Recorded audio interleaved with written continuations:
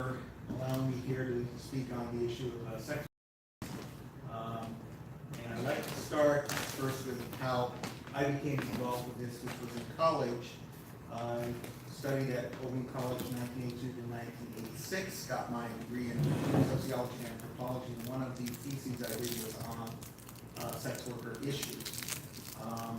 And looked in particular at the different legal models that were there and found that the least restrictive models actually had the fewest problems, namely because sex workers themselves figured out how to solve the problems they face and in much more adaptable, innovative ways than if you locked it into government regulations or laws, which is why one of the major reasons why sex workers favor decriminalization. So if we go to the next slide, we'll begin the presentation proper. What is sex work? It starts with Carol Leigh, who in 1978, she was responding to dialogue going on at a feminist conference, and she came up with the term sex work and sex worker. The definition is basically an exchange of sexual services, performances, or products for material compensation.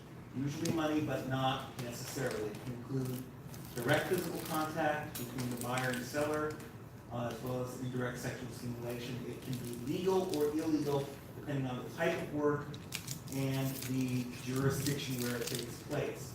And is often stigmatized in mainstream society. I'll get into the difference between mainstream and other communities.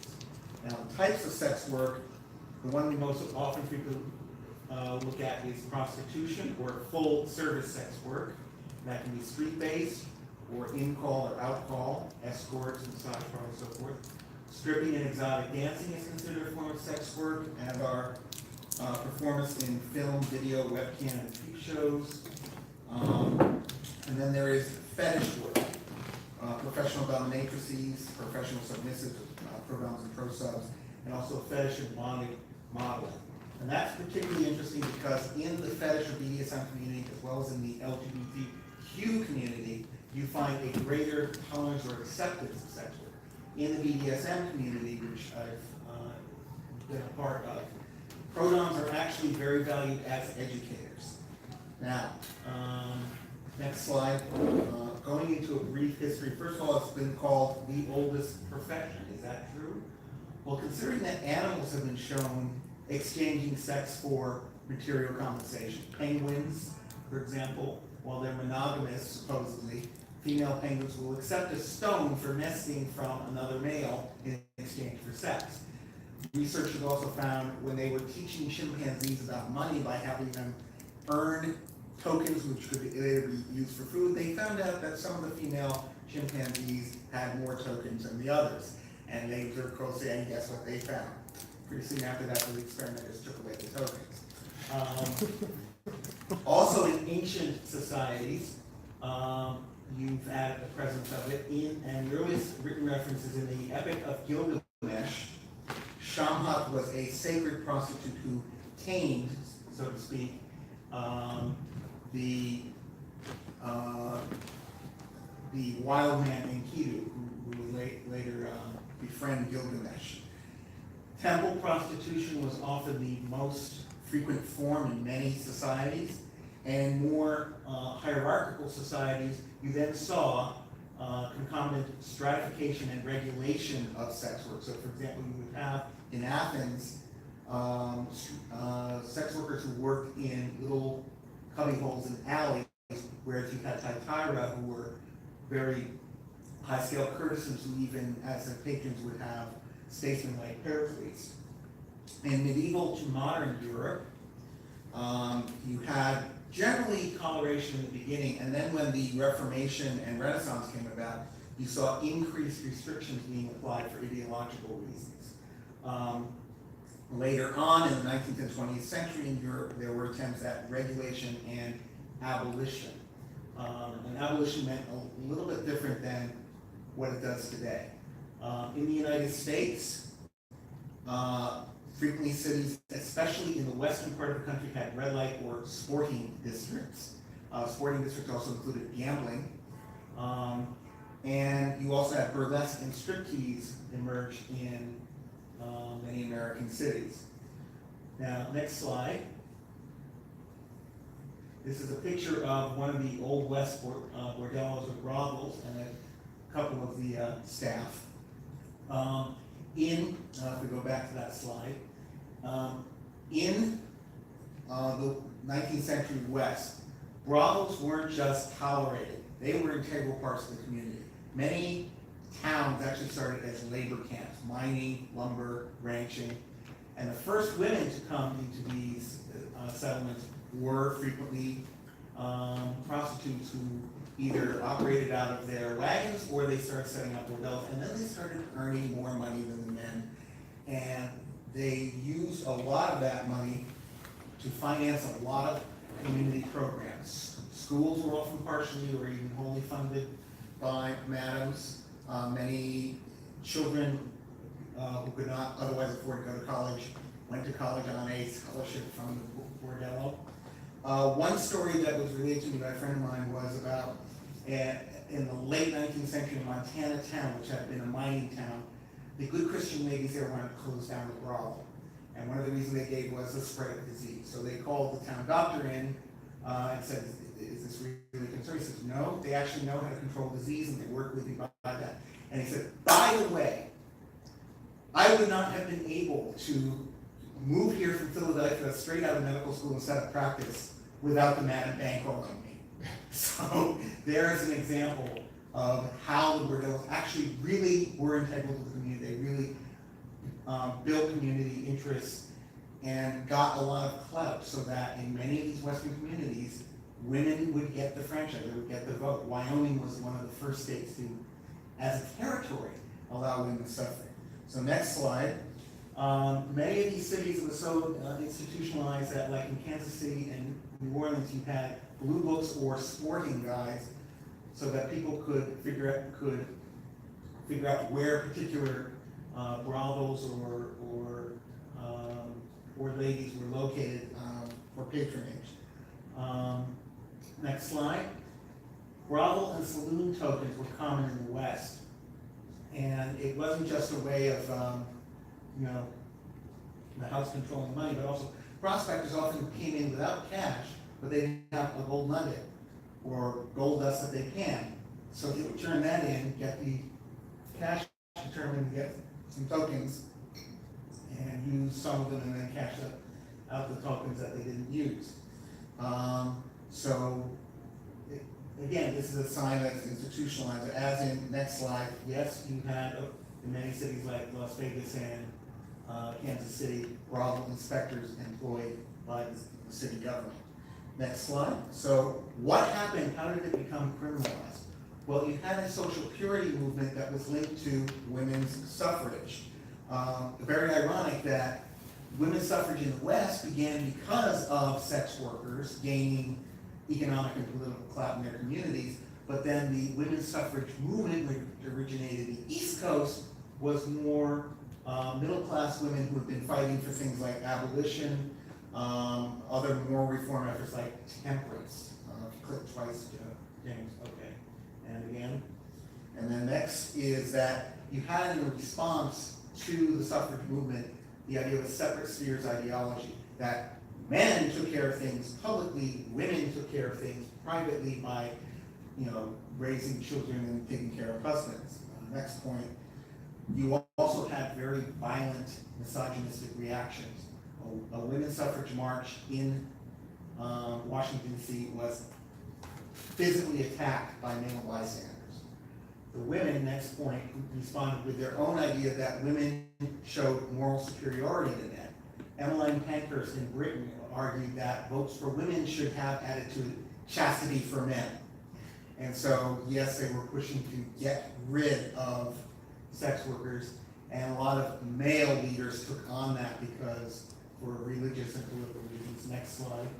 We get to the birth of the modern women's rights movement. This picture is from 1917. It was one of the first collective efforts by sex workers in the United States. A Reverend Paul Smith at the Central Methodist Church in San Francisco decided to go on a crusade. Would you be willing to do that? And he said, certainly. So on the morning, January 25th, 300 sex workers from San Francisco showed up in his church, and he was stunned to learn that about 3 out of 4 of them were supporting their families through sex work. And that really the wages at that time didn't allow for them to pay for things like shoes. They said, well, I've got a job that can get you, $10 a day or a week or something. That won't even pay for new shoes. And you know how kids grow out of shoes. Well, as much as he promised them that he would look into the issue of wages, it didn't materialize. What did materialize is the next month in February, there were a series of raids closing down a lot of the brothels and other establishments and putting a lot of these women out of work and in danger. So next slide. And here we have Margot St. James, who founded Coyote, Cut Out Your Old Tired Ethics, one of the first sex worker rights organizations in the 20th century. She was often saying it was easy to start a sex worker rights group in the United States. You just need 3 people, a feminist, a lawyer, and a whore. Not that easy. As Steve can attest, a lot of times groups were just one person forwarding calls and doing what they could to support sex workers in the area. Next slide. We now get into Europe. 1975, Lyon, France. Sex workers in that city were being harassed by police to the point that they were being threatened with arrest because of the fines that were accumulated just for hanging out on the street corner.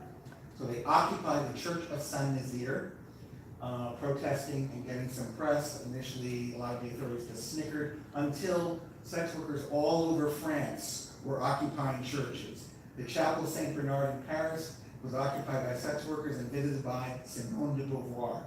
And that started, next slide, the modern sex workers' rights movement. Mainly, most of the organizations you might imagine are in Europe, but some in the United States, like Sex Workers Outreach Project. The red umbrella became a symbol in 2001 during their conference in Venice. It was part of a visibility display, and it was adopted ever since. And something tied in with concerns about copyright. Sex Workers Outreach Project USA has had to change their logo, abandoning the red umbrella because of threats of copyright infringement from Travelers Insurance. So there you go. There is a link on that. Next slide, please. So there are different legal models, and let's start with full criminalization because that's in 49 out of 50 states. Next point. All aspects of prostitution are made a crime. Soliciting, both buying and selling, brothel keeping, and that can be any physical premise used. If 2 or more people use an apartment as an in-call for sex work, they can be arrested for brothel keeping, which in many places is a felony.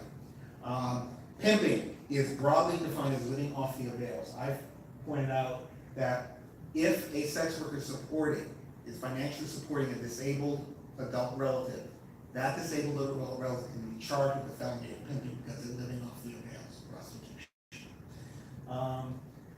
Procuring, attempting to recruit anyone into sex work. Norma Jean Almodovar, a famous activist, that's how she was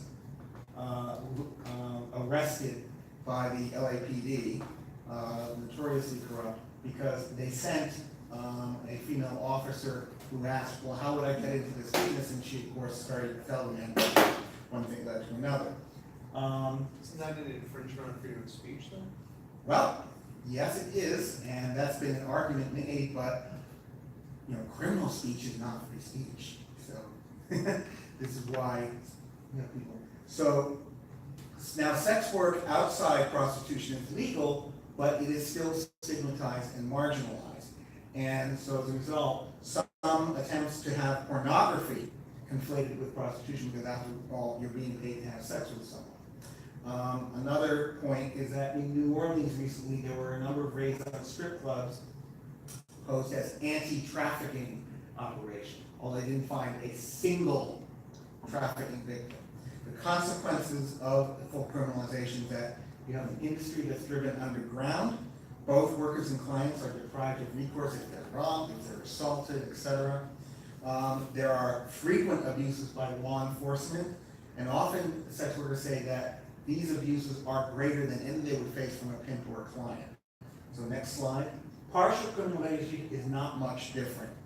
This is the model currently seen in most of the United Kingdom, and basically the only difference is buying and selling sex is not illegal, everything else is.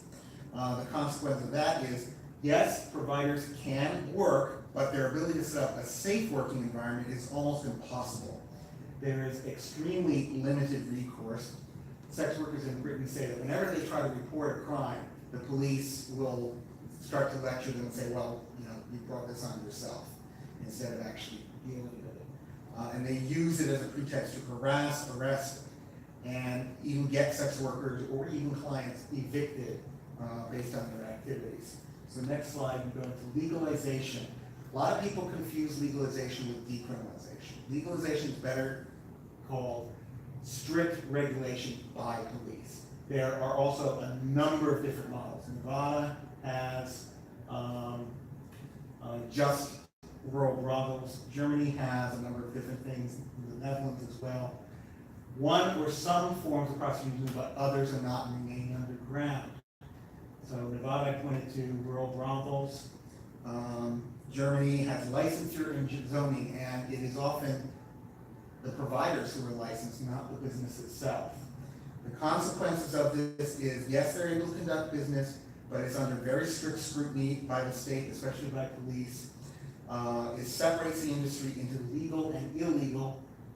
If you operate outside of the law, then it's just as bad as being criminal. This is why many sex workers call legalization backdoor criminalization. And there's also pressure to increase restrictions or even to go into outright criminalization. Now, the next model is asymmetrical criminalization. That's the technical term, but it's also known as the Nordic model, Swedish model, or an end-demand strategy. And proponents have also tried to call it partial decriminalization, which I call bullshit. Here's why. Selling is not illegal. Purchasing is. The idea is to focus on the clients, not on the workers. However, everything else remains criminalized. So two sex workers who share an apartment and work out of that apartment, yeah, they're not convicted for selling sex, they're convicted for keeping a brothel. And they get evicted. Norway's notorious for that. They had a whole operation where they had sex workers, they basically told landlords, you've got a prostitute renting your apartment. You don't evict her, you're gonna get arrested for brothel keeping and or pimping. And sure enough, they get evicted. The Norwegian police even called it Operation Homeless. It's called the Swedish model because it was first instituted there in 1999. It was done as a compromise because they originally had a partial criminalization. And said, well, we'll just make fine. And it was under pressure from radical feminists, or as I prefer to call them, work ethic feminists. Norway, in 2009, they added that if you purchase sex outside of Norway, even in a place where it was legal, you could be arrested and convicted. Iceland, in 2009, also banned stripping. Canada, Northern Ireland, France, and lately the Republic of Ireland. The consequence of this is providers find it harder to negotiate and screen clients for their safety due to the client's fear of arrest or a heavy fine. Police frequently harass and bully sex workers and third parties. I mentioned about with landlords in Norway. Social service providers will deny access to sex workers unless they express a desire to exit, or they will pressure them to exit. And the Swedish providers will actually say, well, we think prostitution is inherently dangerous, so there's no point in giving them condoms. Well, what's the most inherently dangerous human activity? War. I hate war. I'd love to abolish war. But until then, damn it, soldiers should have body armor. Okay? In the United States, you haven't had really a serious attempt to change the laws to fit this, but you have had a focus on end demand. And one group, Demand Abolition, headed by oil heiress Swanee Hunt, has basically gone to police and prosecutors and said, you adopt end demand strategies and we'll pay for those programs. Well, they call it grants, some people call it donating to them. Well, call me old fashioned, but I always thought that giving private money to a public servant to do their bidding is called bribery. We also have seen FOSTA SESTA, which has basically chilled not just sex worker speech, but sexual speech of any kind, so that you had whole platforms closed. I'll get to the question in a second. Now, sex workers have scrambled to come up with substitutions, restarting their websites on offshore accounts and so forth, but it's been really, really tough on them. And in the first week that the Senate ratified, even before Donald Trump signed it, they confirmed 14 women gone missing, 3 confirmed dead. And the St. James Infirmary in San Francisco also confirmed around that time that the number of street-based sex workers in San Francisco rose by a factor of 4, because you had women and transgender people and gay men who lost their platforms for screening clients and finding clients. So next slide, we go into full decriminalization. This is the model preferred by sex workers, first instituted in New South Wales, Australia, now and more famous in New Zealand. South Australia currently has a bill to consider doing the same. All aspects of consensual adult prostitution are legal and covered under business, labor, consumer, and public health law, not criminal law. Cities can have zones, but they have to determine those zones in consultation with sex workers and along with similar business models as other commercial zoning. Businesses can be required to have licenses. So New Zealand has, you have to apply for a license for a brothel. And by the way, if 4 sex workers work out of an apartment, they don't need a license. So they have that small business provision. Individual sex workers themselves do not require a license. The rights of sex workers are clearly spelled out. The consequence of this is, this has been shown by criminology and other researchers, the relationship between sex workers and the police have been transformed. It's gone from being adversarial and sex workers scared of police to more and more they can actually work together and police actually give the sex workers and even some clients when there are occasions recourse. One researcher in New Zealand actually said that when a sex worker was assaulted, a client ran to her aid and got the police and the police were able to render aid. That's the kind of thing that should happen. So the next 2 points here. Sex worker organizations are able to work with various agencies to improve condition. In New Zealand, after a couple of earthquakes, street-based sex workers in the city migrated to a suburb, and the suburb was really up in arms about it. So what happened is the police and the New Zealand Prosecutor's Collective started to work to get the needs of street-based sex workers met and get them to move back to Auckland proper and to address a lot of other issues. Now, full decriminalization, as I like to say, it is not the final destination. It is a gateway by which solutions like this can be found. This is what I found in my research 35 years ago in college, is that when you give people the room to find solutions, they will find the room. Whereas if you impose solutions and you make them rigidly fixed in law and regulation, it makes things harder. So next slide. What about the other side? What do they say? They confuse or conflate sex work with sex trafficking. And they do it deliberately. A lot of it is based on radical feminist ideology about sex, not just about prostitution. Next few points. And it is very deliberate on their part. The handout that I have, you'll find one page like this, and on the back, you'll find highlighting excerpt from that report. This was a report done in 2010 for demand abolition, which I mentioned before, and they said, framing the campaign's key target as sexual slavery might garner more support and less resistance, while framing the campaign as combating prostitution may be less likely to mobilize similar levels of support and to stimulate stronger opposition. They deliberately chose language just to get more support, even though that language was confusing, was conflating sex work with sex trafficking. They use cherry-picked anecdotes. They always pick the worst things and they blow it out of proportion and saying this is the majority of cases instead of this is a plurality or even not even that. Reframing experiences is one thing that I really hate. An example, Jill Brennan is a woman who, in her youth, was forced into prostitution by a man. And she has some real horror stories to tell. The radical feminists who she linked up with initially told her to exaggerate them even more, just to make it sound as worse as it could possibly be. And that was one of the things that got her thinking, this isn't really working. She is now on the side of sex worker rights, harm reduction, and decriminalization. There have been a number of cases of fraud. The most notorious Somali man in Cambodia made up stories, coached people to make up stories, garnered a lot of money, and even after she was driven out of her own foundation, she went ahead and started another one. Chong Kim is known, if you've ever heard of the movie Eden, supposedly based on her story. Her own anti-trafficking group that she worked with began to see some problems with her constantly changing her story, making it worse and worse, and also with misappropriation of funds. So she was, after an investigation, given out. And not just among people who are claiming to be trafficker, survivor leaders, but a woman named Jenny Williamson, who started a faith-based group called Courage Worldwide. That group was shut down by the California authorities because they found they weren't helping trafficking victims. They were raising a lot of money and enriching Jenny Williamson. So there's a lot of distorted facts and statistics. Melissa Farley is notorious for this. When she went to New Zealand, she had a questionnaire that she had people fill out. Top question, when did you enter prostitution? Further down they had, when was the age of your first sexual contact? And Maori women had wrote down that the age of first sexual contact was 9.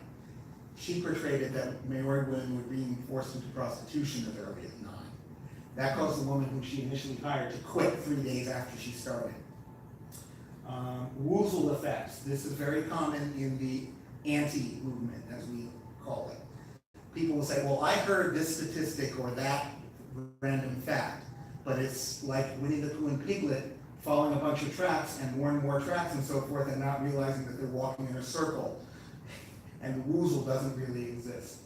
They often are citing things and they don't even have the proper citation. That has already been debunked. They dismiss questions and criticisms from sex workers and other researchers. They often say that sex workers who contradict their statements are, quote, not representative. They also have an imaginary group called the pimp lobby. They think that all of sex worker rights activism is being controlled by pimps, because that's the way they think that the whole industry is controlled by pimps, so sex worker rights organizations must be controlled by pimps. And one sex worker told me that would be laughable if it weren't for the consequences of doing that. Now, I have to explain what pull factors versus push factors are. The antis focus a lot on pull factors, what pulls people into prostitution, and they say it's the pimps, the clients, patriarchy, etc. People are being forced into it. They don't look into push factors like family violence, poverty, lack of available good paying jobs, and so on and so forth. They also don't look into whether or not some people would actually enjoy doing sex work, which a number of sex workers say they do. So as a result, there is a near exclusive focus on punitive measures. They don't really provide much support for what they call trafficking victims.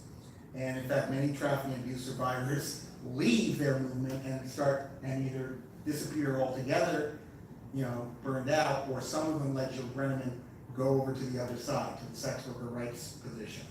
Next slide. So what can you do? The first is to learn as much as you can, share your knowledge.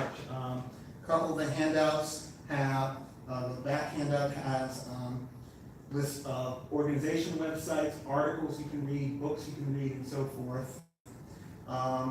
And of course, organize. There is a favoring of peer-led sex worker organizations. There was a chapter of Sex Worker Outreach Project in Boston until recently. It has gone inactive as far as we can tell. Allies in coalition can work together. Clients should have been, there have been attempts to encourage clients of sex workers to speak up more. And of course, speak up on the issue, whether it's in media, social media, call-in shows, letters to the editor, public hearings, citizen lobbying, petitions and letters to public officials, and just one-on-one to your friends, your family, your coworkers, whenever they bring it up. When someone says, yeah, I'm for legalizing, say, I understand, but keep keep in mind, there's a difference between legalizing and decriminalizing. It's an important difference. We want to be treated as a business, as a form of labor like any other, not as something that requires special, strict regulation by the police. And visibility. Buttons, stickers, going on to public events, protests, vigils, and so forth. This is from Sweden. And counter-demonstrate wherever an opposing group shows up. That we need more of as well. We need to make sure that people know there's another voice and that the media listens to that voice. So, last slide here is a proposal for a resolution by the Mass Pirate Party. Consistent with our belief in an open society and individual autonomy, the party supports the full decriminalization of consensual sex work, with commercial sex enterprises to be treated like other businesses, and sex workers assured of free expression and free association to organize for their rights, safety, and dignity. Next sentence. We oppose both sex trafficking and the conflation of sex work with trafficking and other forms of coercion, and agree that sex worker organizations need to be involved in efforts to address trafficking. Many trafficking victims are saved because they go to consensual sex workers who are able to get resources to them to help. And that's why sex workers, because they're informed about the industry, because they have connections with others, because they have an awareness of the sex trade, are the best allies. And this is confirmed by Global Alliance Against Trafficking in Women, which is one of the anti-trafficking groups that is actually supportive of sex workers and decriminalization. So that's the proposal. I will field questions. Joe, you had a question.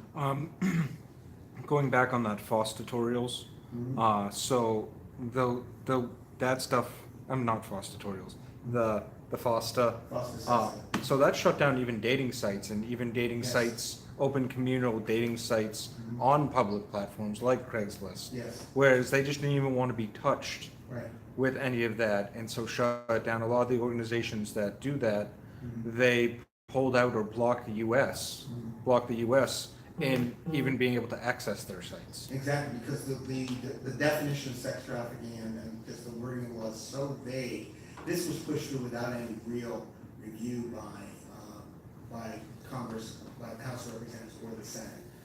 It was pushed through. We have to save the poor children, the poor trafficking victims, and like, is this really going to do it? You had Freedom Network USA and other anti-trafficking, responsible anti-trafficking groups saying, this isn't going to do anything. This is going to make things worse. And they were ignored. Because you had a deliberate effort by the anti-sex work groups, posing as anti-trafficking groups, to push this through. Other things I've heard of, the lingerie industry was affected by this. They had to pull out pictures, they had to revamp their websites because they were afraid that some of the imaging would be construed as imaging of trafficking victims. Romance and erotica writers. A friend of mine who told me about that story in Montana, she writes erotica and she has a series where sex workers are very prominent. Amazon started doing things like stripping the rankings off of romance and erotica books, which really affects their sales. They got them back on, that's because the writers are very well organized and very well connected, and they can push and say, you can't do this. So Amazon backpedaled on it. But there have been effects across anything connected with sex has been affected by FOSTA SESTA. But with sex workers, it's worse. Not only their livelihood threatened, their lives are threatened. Yes, Steve. So a couple of comments. First of all, thank you. That was a great presentation. I really enjoyed it. And obviously you've continued your research and works since you wrote your thesis. First of all, I just wanted to say it's call off your old-time ethics, not cut out. Secondly, it was amazing what you said, that Margot's quote about what you need is a lawyer, a prostitute, and a feminist. And when I contacted her to talk about starting a group here in Massachusetts, that's exactly what she said to me.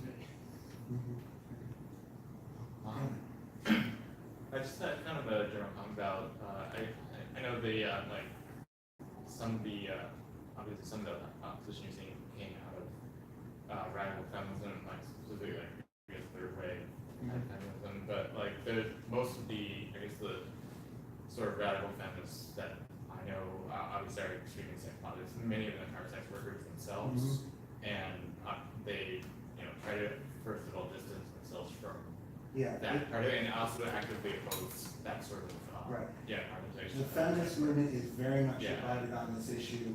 Yeah. And you're right, the thing with sex positive feminists is that they're very focused on individual autonomy.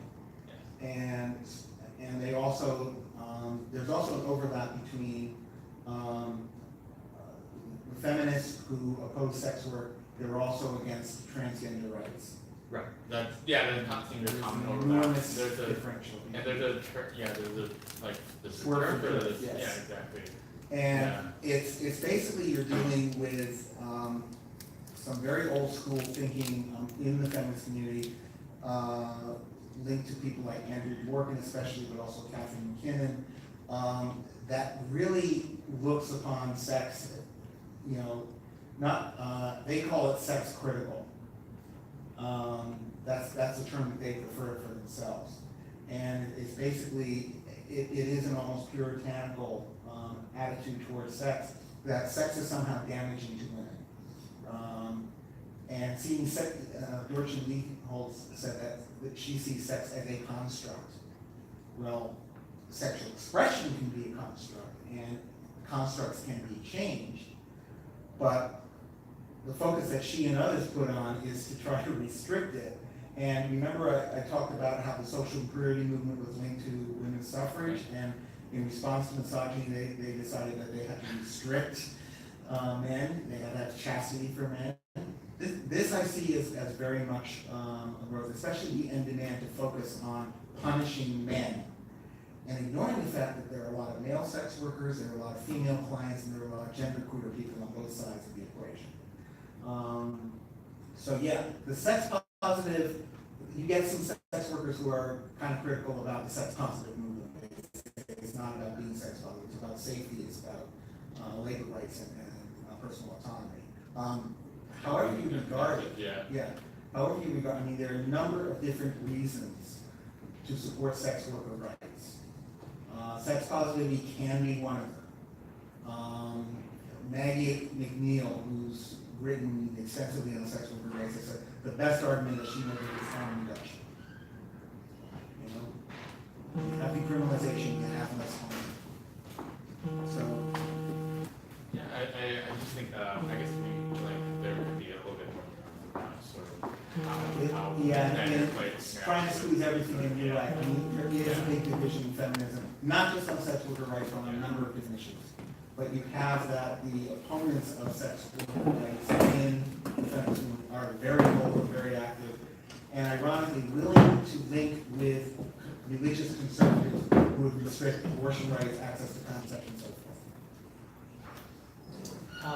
It was true back in the mid-70s too, when I was organizing prostitutes, that used the term radical feminist. Well, there were a group of women who were separatists, meaning they wanted nothing to do dealing with men at all. I had a very good relationship with the women here in this area. It had to do with some prominent feminists who supported the idea of prostitutes' rights. But there was a big division in the community. Some feminists thought it was exploitive to women, whereas others viewed it as, I think along the lines I did, and why I called it the Prostitutes Union of Massachusetts, that they were workers like other workers. And there are workers who work under horrible conditions in factories. They don't like their job, they get exploited, and it's very similar to doing sex work. And then I had to contend with the whole thing of being a man, dealing with a women's organization and organizing it. What's in it for him? Yeah, that's a big thing. But I mean, yeah, the labor rights issue about is that by criminalizing the work, you're making the work more dangerous. And that's a major labor rights argument. The major feminist rights argument for Ukraine and for sex worker rights is a woman should be able to do as she wishes without coercion or harm, even if other women don't approve. So if a woman wants to do housework, she should be able to do it. She should be able to do it safely and with dignity and respect. Well, same thing with the sex worker.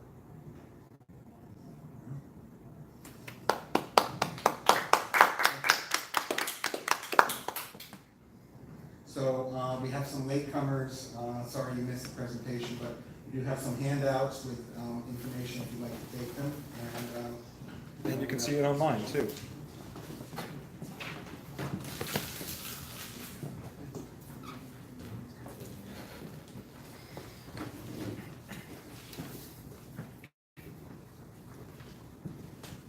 So since we are in the platform discussion and this resolution has been proposed as part of the platform,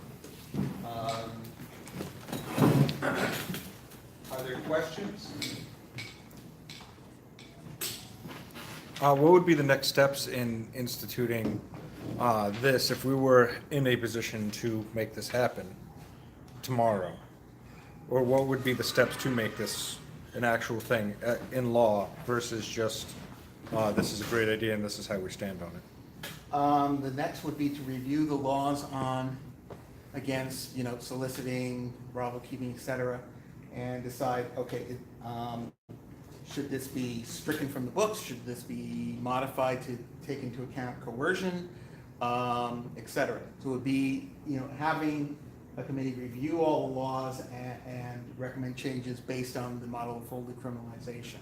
So that you could then have an omnibus bill saying, these laws are to be repealed, these laws are to be rewritten such and such a way, and new laws introduced to guarantee the rights of people involved in the commercial sex industry. Excellent, thank you.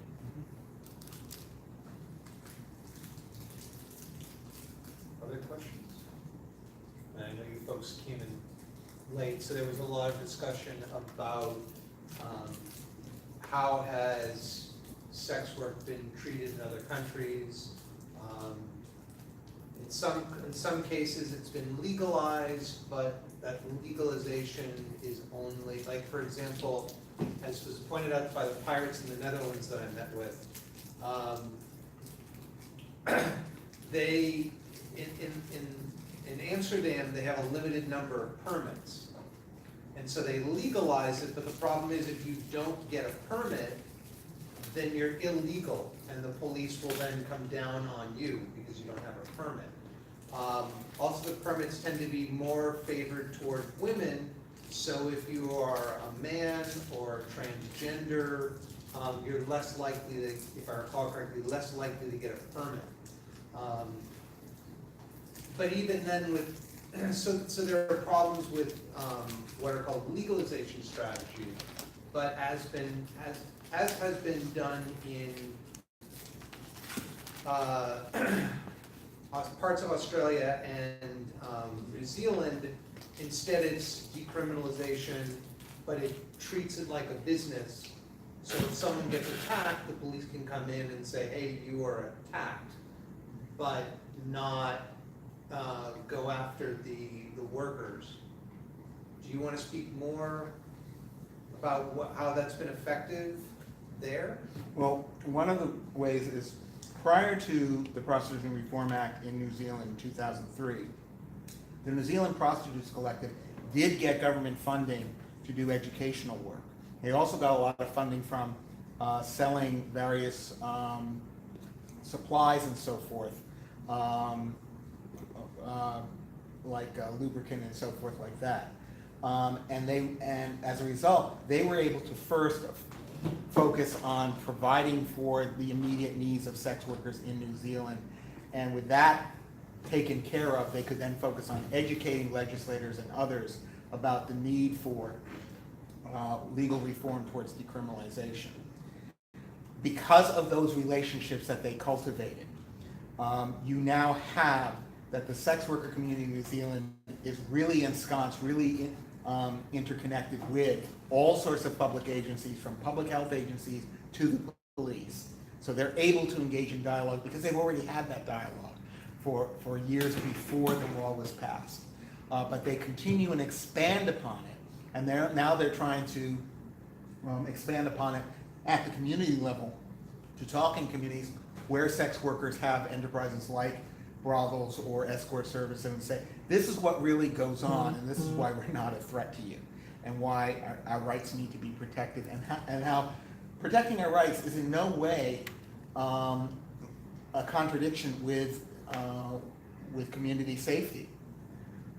So that they're debunking a lot of the myths and they're working on that. And as I mentioned, suburban Auckland, where street-based sex workers had migrated to apply their trade to the consternation of people there, what happened is that efforts to pass an ordinance in that town were quashed, mainly because the police said, no, we're not empowered to police them. We don't police sex workers any more than we police plumbers or lawyers. So if anything, you need to you need to work with these people, you need to collaborate, and that's where the Process Collective stepped in and began a process of engaging in the street-based sex workers and helping them to find a better venue, to find clients, and get the resources they needed in downtown Auckland, which the reason that they did that, as I mentioned in the presentation, was because a couple of earthquakes that basically damaged infrastructure in the downtown area. So you kind of have this discussion with the whole, kind of very similar discussion with the drug war and whatnot. And so I guess the difference between saying you support, that we had a discussion, decriminalization versus legalization.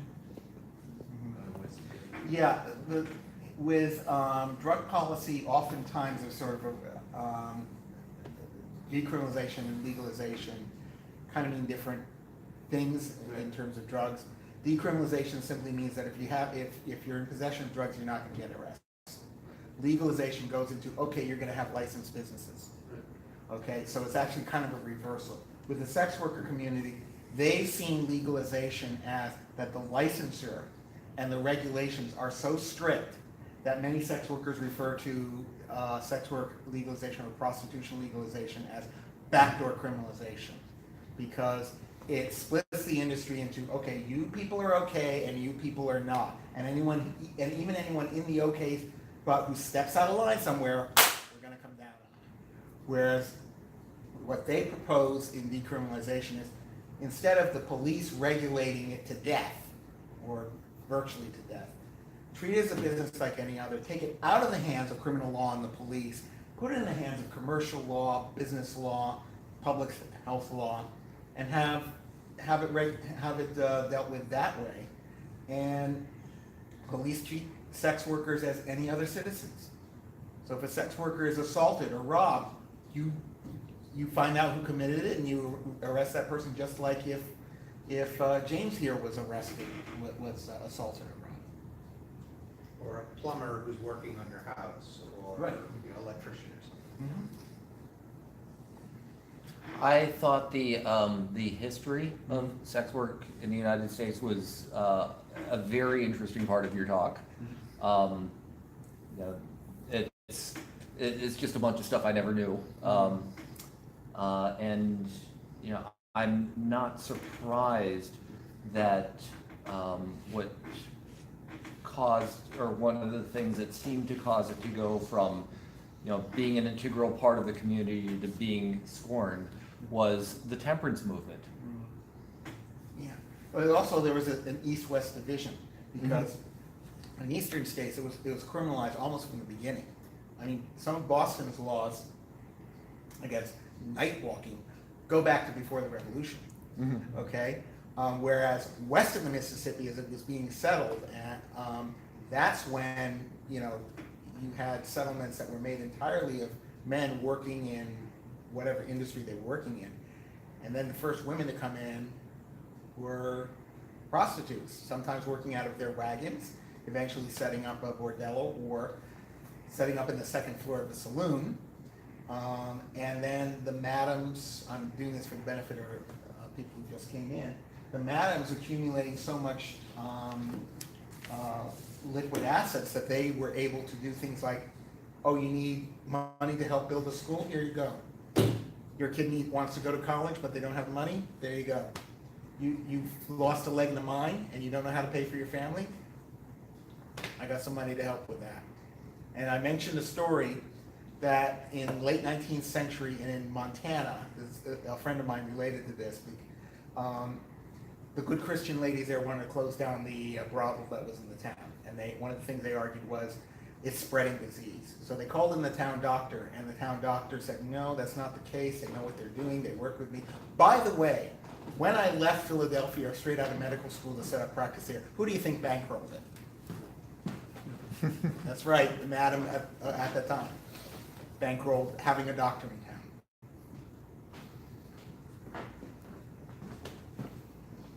It seems like there's some similarities between legalization and decriminalization. Yeah, I don't know if you can speak to the laws in Rhode Island? Yeah, until very recently, Rhode Island decriminalized indoor prostitution. That means that as long as it was practiced out of sight of people, police couldn't interfere. Street-based prostitution, street-based sex work was still illegal. A professor in Rhode Island named Donna Hughes, who, to give you an idea, left her field of animal husbandry and science because science couldn't prove what she, quote, already knew about women's conditions. So she basically took a rigid, dogmatic feminist position, and she pushed to make prostitution totally illegal in Rhode Island. There has been a study, which I'm a little wary of, arguing that while this decriminalization scheme occurred in Rhode Island's history, there was a reduction in the number of sexual assaults. I'm not sure that that correlation really indicates that. There could be some other things. So I'm very wary of that study. But one thing that sex workers in Rhode Island have said is that it was safer and less problematic for them during that phase than it is now, since Hughes pushed that bill.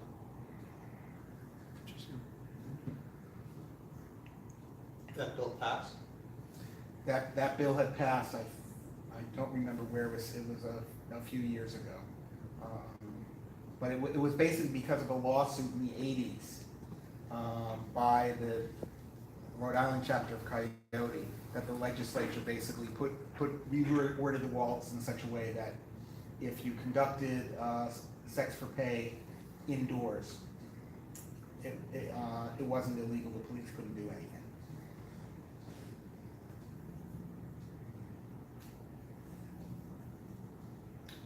Other questions, Do you concerns? see a connection between decriminalizing consensual and fighting trafficking?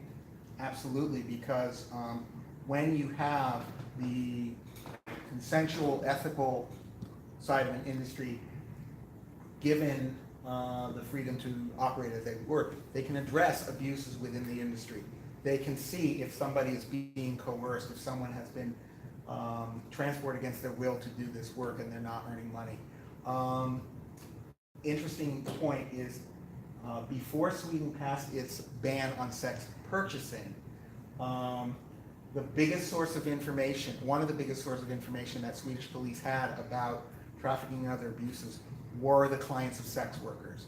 They would go to some in-call spot, or somebody would come to their hotel and they noticed something hinky and they said, no, I can't do it. And then they called the police and said, you need to look into this.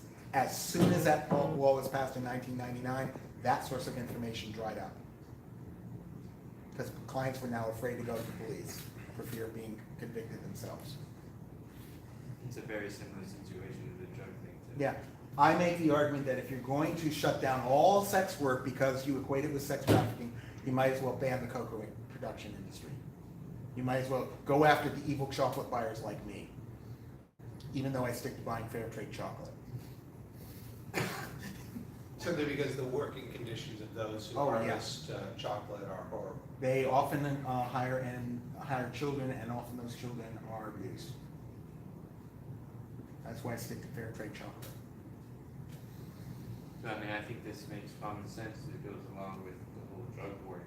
I mean, like you said in the opening statement of it. Yeah. Society, how you combat the drug war is not like one of the laws of restrictions that fails. Same with this issue. Yeah, And I law- think making the connection between doing this and fighting trafficking is important. The best laws set the framework for people to find solutions themselves.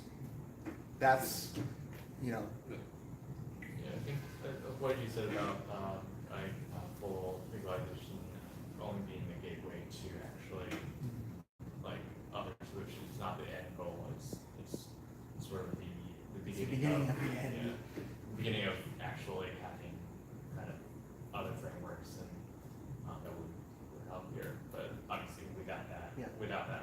yeah. Another thing in New Zealand is that after they decriminalized in 2003, there's a big question about zero-hour workers not getting paid for sitting around waiting for work that never came. So there was an intense effort to pass a law to reform that, to take care of that. The New Zealand Prostitutes Guild were in on that, because a lot of escorts, you'd have to sit around on call, waiting for a call, and sometimes it never came. And so the fact that they could then work with other labor rights organizations to get that taken care of, that's an example of, you know, the reforms that come after the gateway's open. What do you mean taken care of? What was taken care of? You mean in the 0 hour? They made sure that if you were working in an industry where you waited for a certain number of hours for, you know, for work, and you never got called, you still got some compensation. Where would that For- compensation come from? That would come from your employer, from whatever agency employed you. So if you were on call to go fix something electrical in someone's house, and you waited for 5 hours and nobody called, you still got some minimal payment, some compensation for the time that you spent waiting for a call to come. Well, what if you're an independent contractor? What if you don't work for, I mean, do you have to work for somebody? If you're like an independent escort, okay, you can basically advertise and say, you know, okay, I'm available from this time period to this time period. But now you're your own boss, you're taking the risk. This is in terms of employees who are required by their employers to wait on call. And if they don't get called, well, they just wasted 5 hours and didn't get paid until that reform came about. Similar with strippers and strip clubs, with certain clubs offering certain amounts if they don't make so much. Or Uber and Yeah, Lyft sure. drivers, right? You know, you're Yeah. driving a certain amount, if you don't pick up someone, You don't make any you money. still get some amount Right. of money, you know. Although they don't that. do Did they Yeah, implement so that they into need to. law? With the Uber thing? Hmm? Is the Uber thing actually in law? Uber, Lyft? No, I'm just saying, but that could be the same type of Yeah, workers' situation. rights. But like, I mean, on-call electricians or plumbers or, you know, would be another good example, as you had pointed out. Right. And anything where you're employed by someone, it's not like I have my own business and I'm waiting for people to call me, and when they call me, I say, okay, I can be there in 3 hours or whatever. It's where you're working from someone contingent on then having work for you to do, and you are an employee. My paid job is in durable medical equipment. And once a month, I'm on call during the weekend, where if a hospice agency calls and says, we need oxygen to this patient within 4 hours, I then have to get the order ready and inform the driver on call to pick it up at the warehouse and bring it over there, okay? They've now, not because of legal pressure, but basically by pressure from some of the employees, they now say that if we're on call, we still get paid a stipend for that time on call during the weekend. So even if we don't go to the warehouse and we don't go to the administrative facility to get things done, if we sit up all night, Friday, Saturday, and Sunday, waiting for call, no call happen, we're still getting paid a stipend. Yeah, it's a kind of shifting of the responsibility to the employer for Right. assuming that risk. And, Right. And recognizing that the employer's time, the employee's time is worth money. Even if nothing happens, Right. they're still expected to give their time. So they should be paid for that. But if they weren't, but the ultimate point is, since sex work was decriminalized, this was in New Zealand, right? Yeah. They were able to organize, they were able to unionize, and And build and work in a coalition with other workers. right, and were able to work with other workers to get that passed. Mhm. there other questions, or can we come to a decision? I say we put it to a vote then. Or a decision, as you see Are there fit. any objections? No. All in favor? Aye. Aye. And those against? Who's keeping vote here? Okay, all right. Any opposed? Any opposed? The ayes have it. All right, passes. Excellent. Now, next up on the list, thank you very much for that. We really appreciate your insight on it. And next up on the list of stuff for us to do, Continue with the platform. continuing with the platform. Okay, so if you weren't here on the morning talk, or the morning talk video has not been uploaded yet, we did go over some basic rights. You might want to go over to.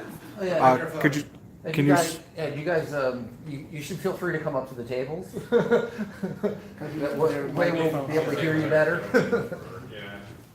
I'm good, yes, join us. Come on board. And we'll be back with you in one moment.